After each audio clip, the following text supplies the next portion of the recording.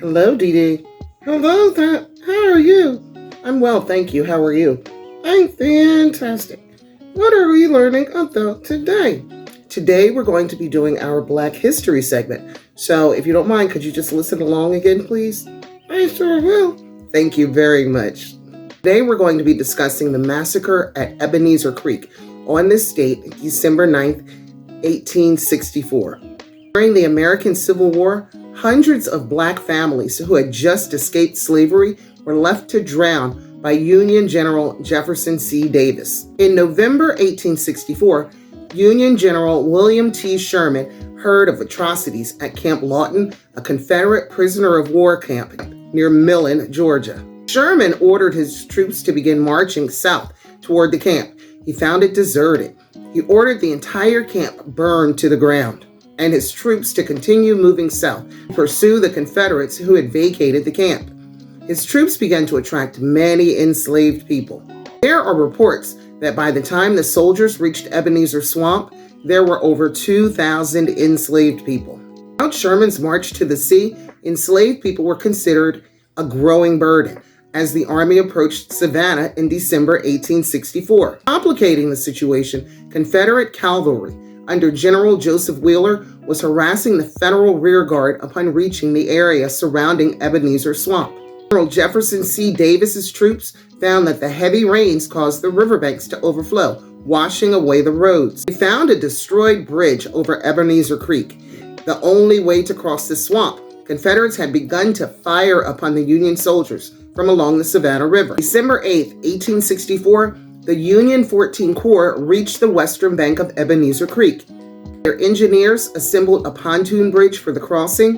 Wheeler's cavalry approached close enough to conduct sporadic shelling of the Union lines. The bridge was ready by midnight, and Davis's 14,000 men began crossing. Over 600 freed people were anxious to cross with them, but Davis ordered the provost marshal to prevent this.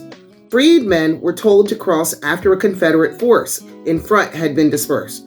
No such party existed. As the last Union soldiers reached the eastern bank on December 9th, Davis's engineers cut the bridge loose and drew it into the shore. Refugees cried out as their escape route was pulled away from them.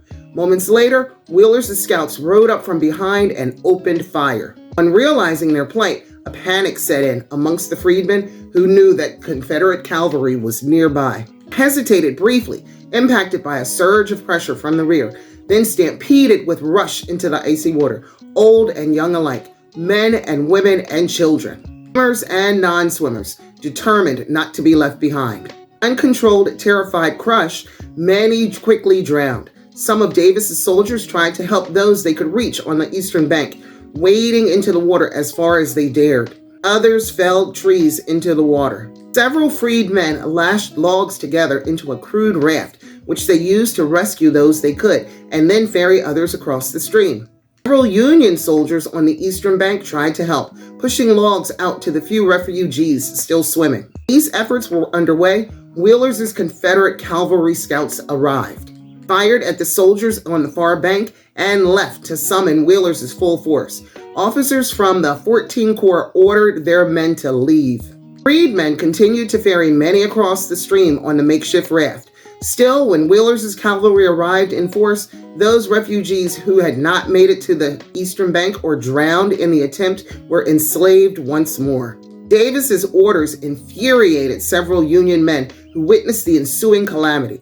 Major James A. Connolly and Chaplain John J. Haight described the events in a letter to the Senate Military Commission, which entered the Press Secretary of War, Edwin M. Stanton, brought the incident up with Sherman and Davis during a visit to Savannah in January 1865.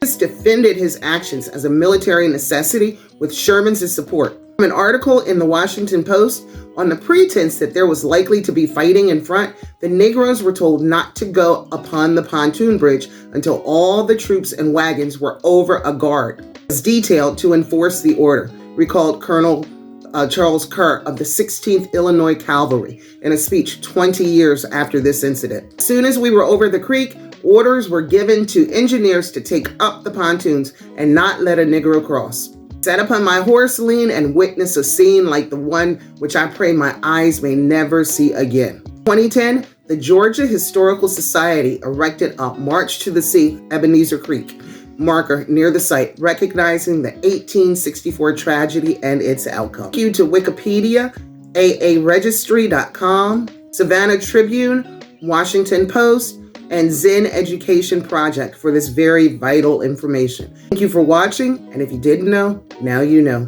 You take care.